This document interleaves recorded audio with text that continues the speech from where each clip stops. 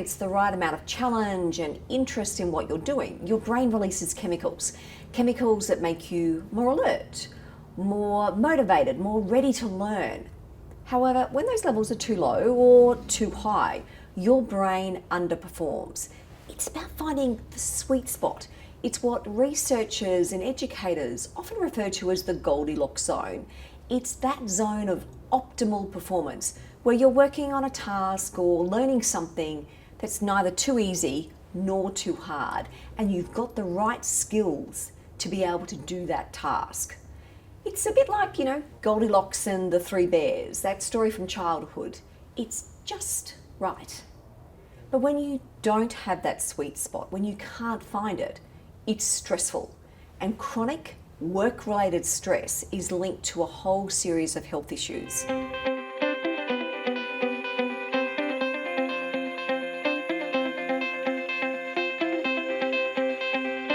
Pressure is unhealthy when you feel like you don't have any control anymore, or you don't have the autonomy to make the decisions that you need to make. You feel as though you're working really hard, but you just don't feel like you're making progress. You can see that there's a long list to do, and then rather than feeling as though you can find your way through that long list, it just feels overwhelming. You get this sense that you're going backwards. And rather than making a decision and moving forward, you just ruminate. You think about the same things over and over again. It feels like you're stuck.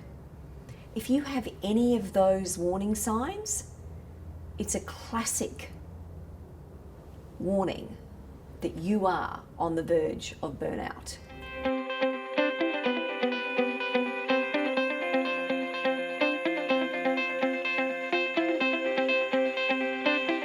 Get deliberate about how you spend your day, because you only have so much energy to get yourself through the day. So you want to be deliberate about the choices that you make through the day, about how you use that energy. It's really easy to rush meeting to meeting, event to event. Then you get to the end of the day, exhausted, but you don't feel like that long list of things to do has got any shorter. We all find making progress motivating. So when you construct your day, you get really clear about how you're going to spend your time and what you need to achieve by the end of the day, so that when you reach the end of the day, you get that little dopamine motivational kind of kick, because you know that you've achieved what you set out to achieve.